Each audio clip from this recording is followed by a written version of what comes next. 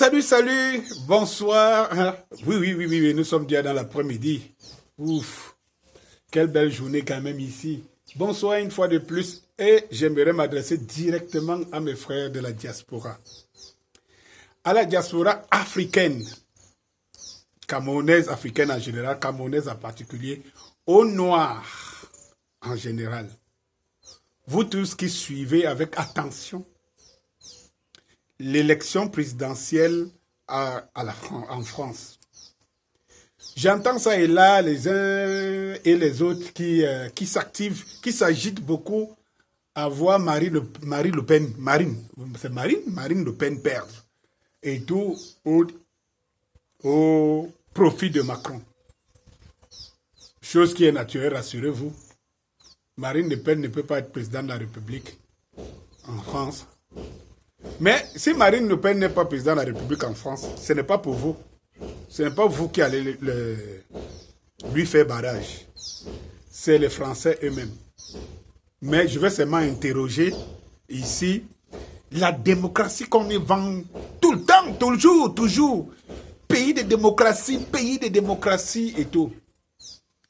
Premièrement, je ne sais pas quelle est cette démocratie qui consiste. À chaque fois, vous avez désigné un adversaire et qui consiste à faire barrage, pas démocratiquement. Vous jugez sur les sentiments, les stratagèmes, la peur et tout. Le danger pour pouvoir discréditer. J'aimerais savoir, logiquement, pourquoi la France ne bannit pas l'extrême droite, tout simplement.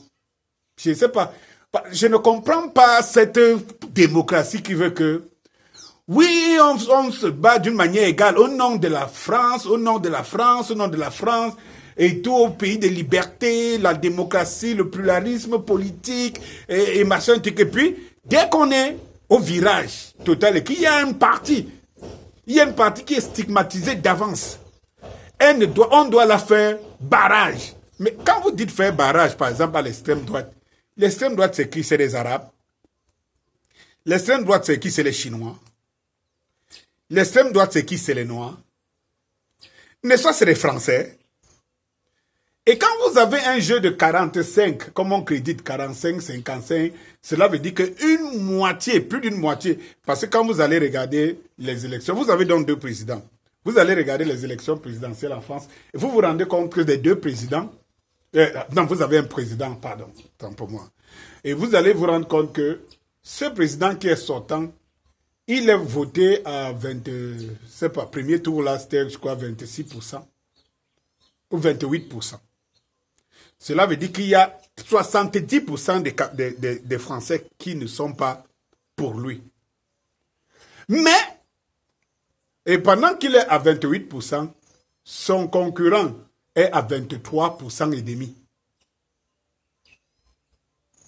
Je crois que c'est ça. Oui, 23%, 24%. Cela veut dire qu'il y a une différence de 4%, en quelque sorte. Cela veut dire logiquement que entre l'extrême droite désignée et les autres qu'on appelle républicains, c'est la moitié des Français en général. Mais d'où vient-il qu'une moitié des Français pensent qu'elle a le droit, le pouvoir sur l'autre moitié? Quelqu'un va me dire que mais pourquoi je suis en train de parler en France et tout, et effectivement, on va entrer, pourquoi je m'intéresse tant à ça et tout. Et bien maintenant, je vais poser la question à mes frères camerounais de la diaspora, à mes frères camerounais et africains, ceux qui sont devenus soit des Français par nationalité, ou alors qui ont choisi de vivre en France. Si ça ne me regarde pas, en quoi ça vous regarde? Ok, si ça vous regarde, c'est parce que vous vivez en France. Ok. Vous vivez des allocations familiales et tout. Ok. Mais nous y sommes tous concernés. Pourquoi? Parce que, voyez-vous que la France, c'est le pays qui tient l'Afrique noire. Le Cameroun en particulier, l'Afrique centrale et l'Afrique de l'Ouest. Bref, l'Afrique francophone, on peut le dire. Et on le dit. c'est la France. Donc, une élection en France, ça alerte tous les Africains que nous sommes. On ne peut pas dire ça ne nous concerne pas. Nous sommes obligés, même nos dirigeants scrutent avec attention qui peut être président en France. Donc, quelqu'un ne me dira pas que je m'en occupe pourquoi. Mais ce que je veux vous dire, pour ceux qui se contentent, non seulement faisons barrage à Marine Le Pen, faisons barrage. Il ne faut pas Marine Le Pen, c'est le danger permanent. Mais c'est le même pays qui a des institutions, dont on respecte l'Assemblée nationale, on respecte tous les pouvoirs. D'où vient-il qu'on peut faire croire aux gens que si Marine Le Pen est au pouvoir, la France va tomber, alors que la France s'est dotée des institutions dont Marine Le Pen ne peut se passer. Et tout. Donc, on instrumentalise la peur. Et là, on connaît les Africains. J'ai entendu sur le débat, dans le débat d'hier, Macron a indexé Marine Le Pen pour dire « Ah, mais tu n'as jamais parlé de l'Afrique. Tu as prononcé ton truc, un nouveau international, tu ne parles pas d'Afrique. » Mais quand Macron lui parle d'Afrique, est-ce que c'est pour l'intérêt de l'Africain que nous sommes? Mais vous qui pensez que Marine Le Pen est une gangrène pour vous, j'aimerais savoir si vous vous contentez toujours d'être des nègres de maison. C'est-à-dire que nos parents, nos arrière-parents, nos descendants, en fait, nos grands-parents, ou alors nos aïeux, ont été des esclaves, sont devenus des nègres de maison, sont devenus des serviteurs des Blancs.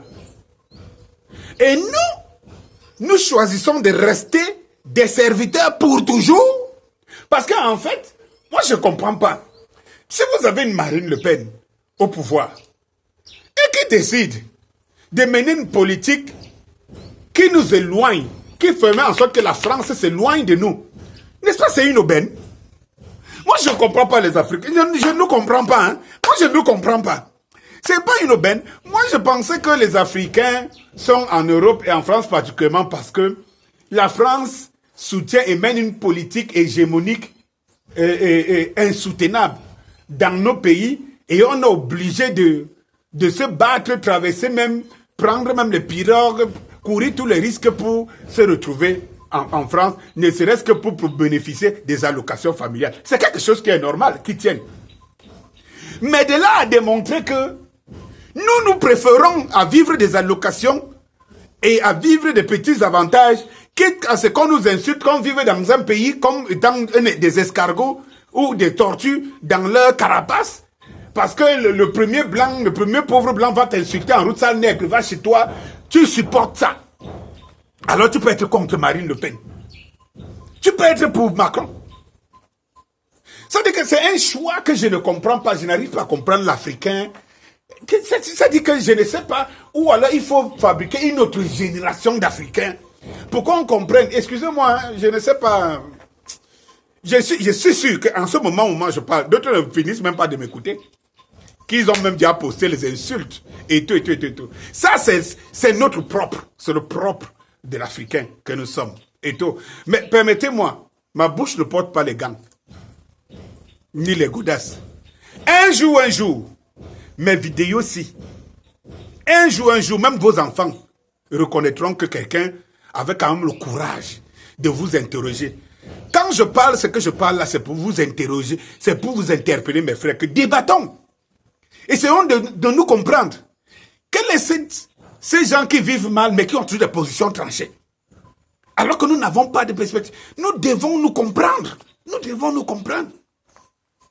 Moi, je pense qu'un Africain digne de ce nom devrait supporter Marine Le Pen. Il devrait supporter Marine Le Pen parce que son objectif, c'est que son pays soit libre, souverain, développé. Je suis fort convaincu que si aujourd'hui, la France coupe ses ponts et que le Cameroun se développe, s'industrialise, ces machins, beaucoup d'entre vous vont partir, vont rentrer dans leur pays. Mais d'où vient-il que vous préférez une politique qui vous maintient en esclavage? Vous vous en contentez. Depuis que Macron, c'est depuis 5 ans qu'il est au pouvoir, dites-moi quel est l'acte qu'il a posé où l'Africain peut être fier, se dire, enfin, je suis sûr que je serai fier de vivre chez moi. Dites-moi l'acte qu'il a posé. Vous allez me dire, oui, il faut parler à vos dirigeants parce qu'ils entendent toujours ça ici. Il faut parler à vos dirigeants et tout. Mais vous, vous êtes incapables, ce ne sont pas vos dirigeants. Les Français ne sont pas vos dirigeants.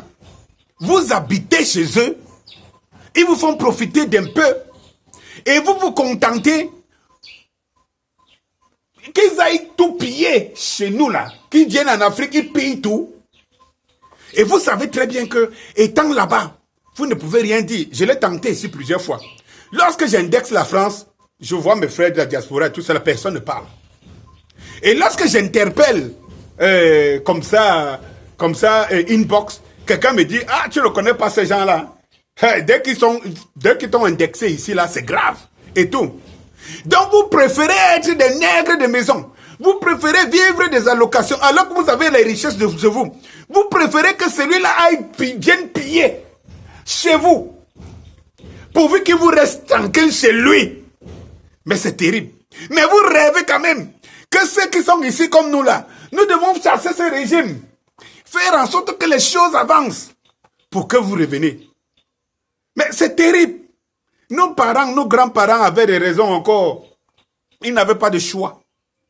L'esclavage, tant là, et tout, tu refuses d'obéir dans toute la vie. Et tout n'avait pas de choix. Mais nous avons le choix. Nous avons le choix. Comment pouvons-nous être dans la peau des gens qui sont plus faibles que leurs géniteurs? Pourquoi nous sommes plus faibles que nos géniteurs?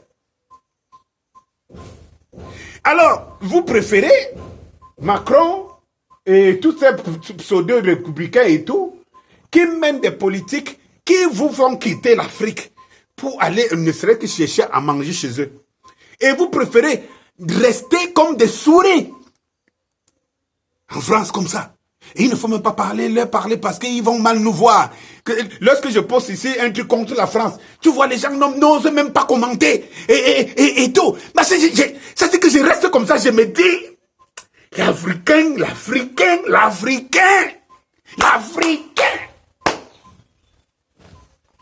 Ah non, mais c'est terrible. Mais vous avez donc quelqu'un qui vous dit, non, si je suis là demain, déjà, pour beaucoup d'entre vous qui ont des papiers, qui ont des beaux emplois et tout, la France a besoin de vous. Même si c'est le plus raciste des racistes qui monte au pouvoir en France, il ne peut pas s'attaquer à tous les Noirs. Il ne peut pas s'attaquer à tous les Africains. Il ne peut pas. Nous le savons, non? Et tout. Mais les Blancs vous mettent dans une dimension où vous arrivez à supporter celui qui vous maintient dans l'esclavage. Au lieu de soutenir celui que même s'il vous montre qu'il n'est pas bon, merci même. Merci que vous ayez quelqu'un en France qui montre qu'il ne vous aime pas, s'il ne vous aime pas, bien sûr. Le fait qu'il ne vous aime pas fera en sorte que ça vous libère. Ça vous libère. Moi, je ne comprends pas. Moi, je vais vous dire une chose aujourd'hui. Voilà la Russie. Quand la Russie, en 2014, annexe la Crimée et tout, les premières sanctions tombent, il y avait beaucoup de choses dont la Russie était dépendante. Des produits qui venaient de l'Europe et de partout. Et de l'Europe. Dès qu'il y a eu des sanctions contre la Russie a commencé à développer ses produits chez eux. Ce qui a surpris, qui est en train de surprendre les Occidentaux, hein, qui s'attaquent à la Russie. Mais surprendre que la Russie était prête. On nous disait que le PIB de la Russie était au même niveau que celui de l'Espagne. Mais rêvons. Voyons. Mais les mêmes vous disent que l'Europe baisse 1 milliard d'euros. 1 milliard de dollars, je crois, de dollars ou d'euros. La différence n'est pas très longue. À la Russie, tous les jours, de par son gaz et son pétrole. 1 milliard d'euros en CFA, ça fait 650 milliards que la Russie reçoit tous les jours. Pendant ce temps, la Russie est devenue un des plus grands producteurs de blé. Qu'il ne produisait pas. C'est maintenant la Russie qui vend le blé au point où le fait qu'on mette l'embargo, c'est plutôt les autres qui souffrent des produits de la Russie. Pourtant, la Russie a commencé à... Cela veut dire quoi? Cela veut dire que si jamais l'Afrique aujourd'hui, un pays comme le Cameroun est privé de la France, mais les raisons pour lesquelles nous serons autonomes, à cultiver ce que nous voulons cultiver. Savez-vous que la même France, là, c'est elle qui nous empêche de cultiver des produits qui sont directement rentables. Est-ce que vous savez qu'il y a